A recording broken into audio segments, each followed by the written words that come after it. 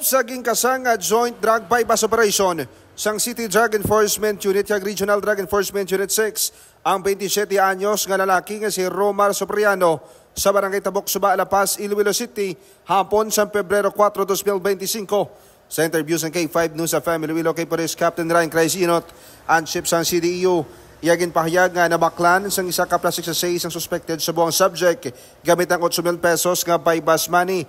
Sa pagrikisa sa subject, na-recover ang anom tanan ka mga sachet ang suspected sabu nga nagabugat sang 50 gramos kag may estimated market value nga 348,000 pesos.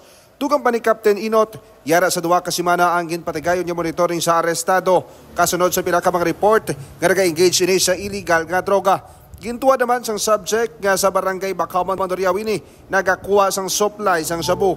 Ginakabig naman nga high value individual ang arestado. May mga reports kita nga nabaton halin mismo sa barangay kan sa mga residente nila diha nga ari si Alice Axel pinasusugo yung mga kabataan diha na magpaligya sang droga.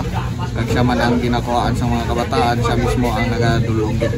Nakahunong naman sa La Paz Police Station ang arestado kag natanan ang kapasakan sang kaso sa paglapas sa Republic Act 9165 o kanang Comprehensive Dangerous Drugs Act of 2002. Ako naman si K5 Aaron Refoyo para sa Kampiyon na Balita, Serbisyo Publiko kang Kalingawan sa Iloilo, number 1 na kita, K5 News of Man. Ang ining balita ang ginadulong sa inyo sang DTX Coffee Mix. Himo sa natural nga sangka pareho sang amarkuso, chia seeds, sugared cane extract powder. DTX Coffee Mix. Nakakapi ka na, naka-detox ka pa. DTX Coffee Mix. Mabakal sa mga butika.